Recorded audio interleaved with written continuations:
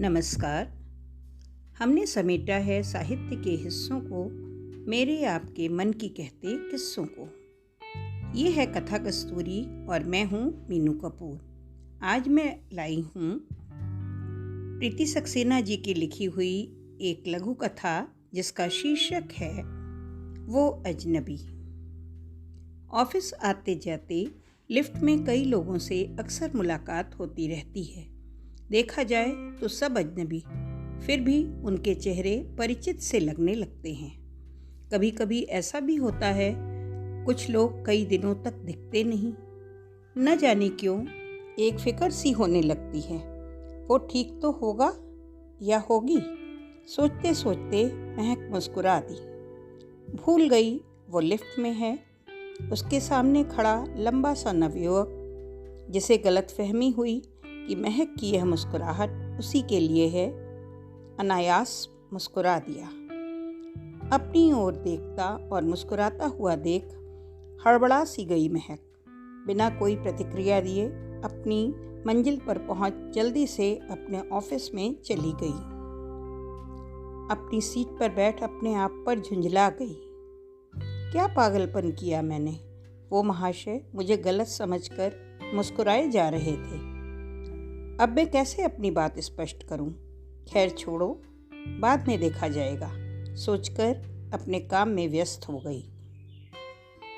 Office खत्म होने के बाद लिफ्ट की ओर भागी।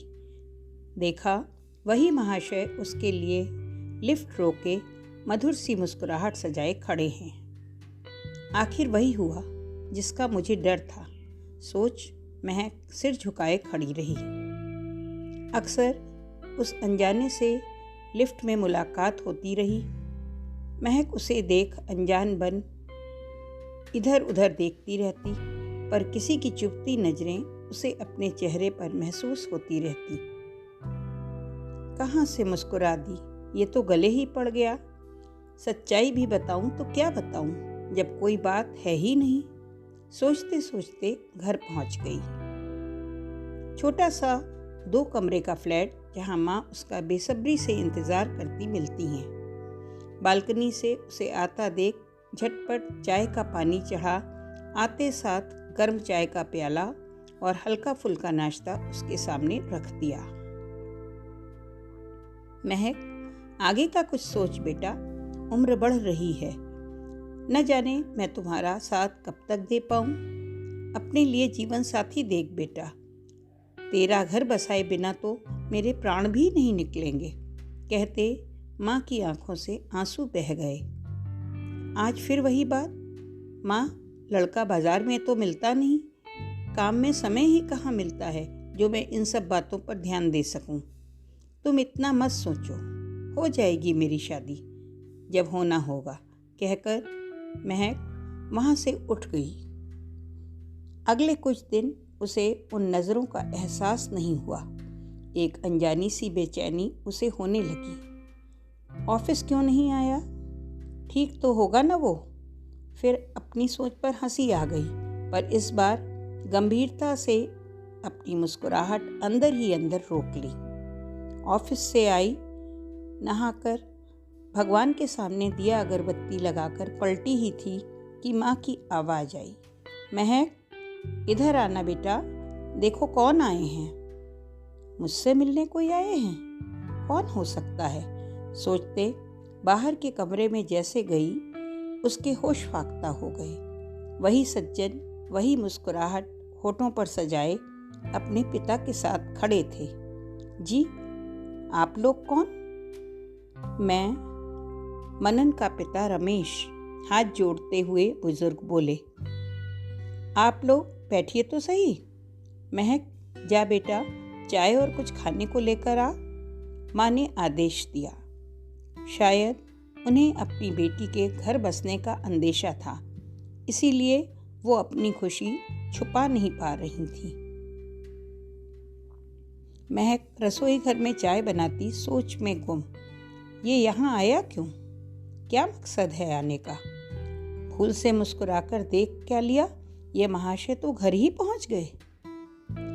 चाय और बिस्किट, घर की बनी मठरी रख माँ के पास ही बैठ गई। बिना किसी लाग लपेट के आपसे हाथ जोड़कर आपकी बेटी का हाथ मांगने आया हूँ बहन। उम्मीद है आप इनकार नहीं करेंगी। अरे, मुझे क्यों इनकार होने लगा? जब बच्चे तैयार हैं तो मुझे क्या आपत्ति हो सकती है भला? माँ की आवाज़ भावुकता में कांपने लगी। महक ने चौंक कर मनन की ओर देखा।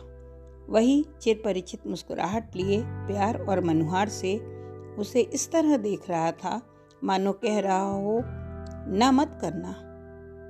होंठ भींचे वो एकटक उसे देखती रही।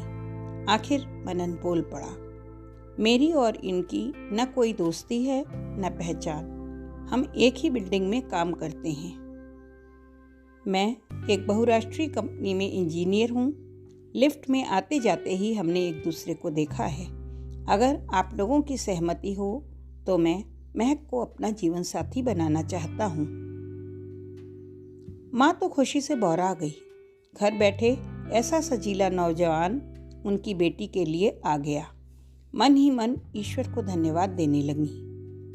अगले कुछ ही दिनों में दोनों ने एक दूसरे को जाना, पहचाना और बंध गए हमेशा के लिए एक बंधन में। आज भी महक और मनन अपनी पहली मुलाकात को याद कर हंसते हैं। सच है, जीवन चक्र विचित्र है, कब क्या हो कुछ पता नहीं। दोनों एक दूसरे को पाकर बहुत खुश हैं। अपने अपने माता और पिता का ध्यान रखते हुए एक नए संसार का आरंभ कर चुके हैं। ये कहानी बस यहीं तक।